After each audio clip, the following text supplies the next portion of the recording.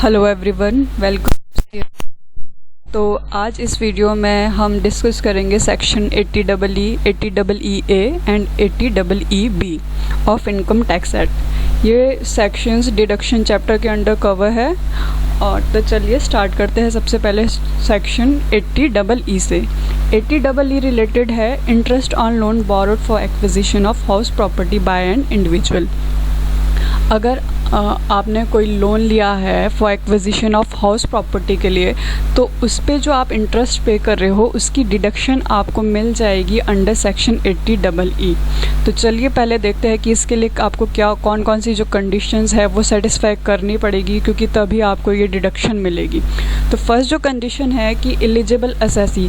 तो ये मतलब जो डिडक्शन है वो किस किस को मिल सकती है। तो जो ये डिडक्शन है ये सिर्फ इंडिविजुअल को मिलेगी।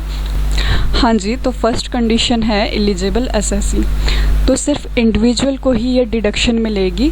और सेकंड कंडीशन है, आपको ये यहाँ पे दे रखी है 4 कंडीशंस। ये अगर आप सेटिस्फाई करते हो तो आप इस डिडक्शन के लिए एलिजिबल हो जाओगे। तो फर्स्ट कंडीशन है कि आपने जो रेजिडेंशियल, जिस दिन आपका जो लोन है सैंक्शन हुआ उस दिन आपके पास कोई भी रेजिडेंशियल हाउस नहीं होना चाहिए। हाँ जी, तो जो सेकंड कंडीशन है, तो value of house should be less than और इक्वल टू 50 lakhs। तो आपका जो घर है जो आपने परचेज़ किया है उसकी value should be less than और इक्वल टू 50 lakhs होनी चाहिए। और थर्ड कंडीशन है, जो लोन सैंक्शन हुआ है उसकी जो वैल्यू है वो भी less than and equal, loan amount है उसकी जो लोन का अमाउंट है वो भी less than and equal to 35 lakhs होना चाहिए। तो जो घर की वैल्यू है वो less than and equal to 50 lakh होनी चाहिए, और जो लोन अमाउंट है वो less than and equal to 35 lakhs होना चाहिए। और फोर्थ कंडीशन है, loan should be sanction during previous year 16 and 17। तो यहाँ पे देखिएगा लोन सैंक्शन की जो आपने डेट है वो चेक करना, बिटवीन 16-17 प्रीवियस ईयर में हुआ है तभी आपको इस सेक्शन के अंडर डिडक्शन मिलेगी। अगर आप ये सब चारों कंडीशन फुलफ़िल कर लेते हो और अगर आप इंडिविजुअल हो तो आपको इस सेक्शन का बेनिफिट मिल जाएगा। तो चलिए देखते हैं कि आपको कितने की डिडक्शन इसमें मिलेगी। नेक्स्ट है पीरियड ऑफ बेनिफिट। तो पीरियड ऑफ बेनिफिट इसमें रहेगा जब तक आप लोन का रिपेमेंट कर रहे हो तब तक आपको ये डिडक्शन मिलेगी। और क्वांटम ऑफ डिडक्शन, तो आपको इसमें डिडक्शन जो मिलेगी वो मिलेगी ₹50,000। तो आपको जो ये 50,000 मिलेंगे ये ओवर एंड अबव जो आपको सेक्शन 24 हाउस प्रॉपर्टी वाले सेक्शन में आपको 2 लाख रुपए तक की जो है इंटरेस्ट का डिडक्शन मिलती है उसके ओवर एंड अबव मिलेंगे। मतलब आपको वो 2 लाख रुपए, तो वहाँ पे जब आप हाउस प्रॉपर्टी में कैलकुलेट करते हो हाउस प्रॉपर्टी इनकम, तो वहाँ पे आपको अंडर सेक्शन 24B के अंडर आपको क्या मिलता है, एक तो 2 लाख रुपए की डिडक्शन मिलती है अगर आपने जो घर है वो रेजिडेंशियल हाउस अगर आपने परचेज़ किया है तो उस पर अगर आप इंटरेस्ट पे कर रहे हो तो आपको 2 लाख की डिडक्शन वहाँ पे मिल जाएगी। और इस सेक्शन में अगर आप ये सभी जो अबव आपने अभी कंडीशन पढ़ी अगर वो सेटिस्फाई करते हो तो 50,000 की डिडक्शन आपको यहाँ पे क्लेम कर सकते हो। तो मीनिंग ऑफ सर्टेन टर्म्स, तो ये बोलता है कि आपको जो लोन है वो किससे ले सकते हो। अगर आप लोन जो है वो फाइनेंशियल इंस्टीट्यूशन से ले सकते हो, और हाउसिंग फाइनेंस कंपनी से अगर आप लोन लेते हो तो आपको जो है ये डिडक्शन मिल जाएगी। तो चलिए देखते हैं एग्जांपल में क्या है। Mister Ankur purchased a residential house property for self occupation at a cost of 48 lakhs। तो यहाँ पे आप देखेंगे कि जो हाउस प्रॉपर्टी है वो उसकी कॉस्ट कितनी है, यहाँ पे 48 lakhs। तो जो हाउस प्रॉपर्टी की वैल्यू है वो शुड बी लेस देन और इक्वल टू 50 lakhs होनी चाहिए। मतलब ये अभी कवर है, एक कंडीशन फुलफ़िल है। और इन्होंने लोन कब लिया है, 1/4/2017 को। और जो हाउसिंग लोन लिया है वो कितने का लिया है इन्होंने, 35 lakhs। तो ये दूसरी कंडीशन भी सेटिस्फाई होगी, बिकॉज लेस देन और इक्वल टू 35 lakhs लोन की वैल्यू होनी चाहिए। और उन्होंने सेम डे पे यानी कि 1/4/2017 को ही इन्होंने लोन भी लिया है। तो ये जो लोन आपका सैंक्शन होना चाहिए वो होना चाहिए आपका 16 एंड 17 में, प्रीवियस ईयर 16 एंड 17 में। बट यहाँ पे देखिए जो लोन सैंक्शन की डेट है वो है 10 मार्च 2017 which is fall under previous year 16 and 17। तो आपकी जो थर्ड कंडीशन है वो भी सेटिस्फाई यहाँ पे हो चुकी है।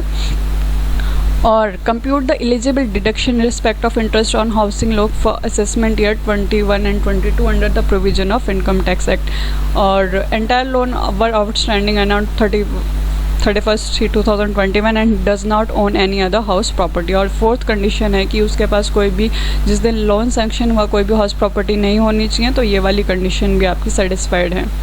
तो देखिए, तो इसमें डिडक्शन क्या क्या इसको मिल जाएगी। सबसे पहले हम कैलकुलेट करेंगे डिडक्शन अंडर सेक्शन 24B, यानी कि जो आपको हाउस प्रॉपर्टी में डिडक्शन मिलती है। तो आप इस पे इंटरेस्ट निकाल देंगे। 35 लाख का लोन था, इस पे 11% इंटरेस्ट था, तो वो टोटल इंटरेस्ट है आपका 3,85,000। पर ये आपको हाउस प्रॉपर्टी के अंडर रिस्ट्रिक्टेड ही जो है इंटरेस्ट की डिडक्शन मिलती है, वो मिलती है आपको सिर्फ 2 लाख रुपीज़ की। अब आपको चैप्टर 6 से, यानी कि डिडक्शन वाले चैप्टर में कितने की डिडक्शन मिलेगी अंडर सेक्शन 80EE, तो वो आपको मिल जाएगी। आपका ना टोटल अमाउंट जो है इंटरेस्ट का वो पेबल था आपका 385,000, जिसमें से आपको 2 लाख की मिल गई हाउस प्रॉपर्टी के अंडर डिडक्शन। अब जो रिमेनिंग आपका बच गया इंटरेस्ट, वो रह गया आपका 185,000 का जो आपने पे किया।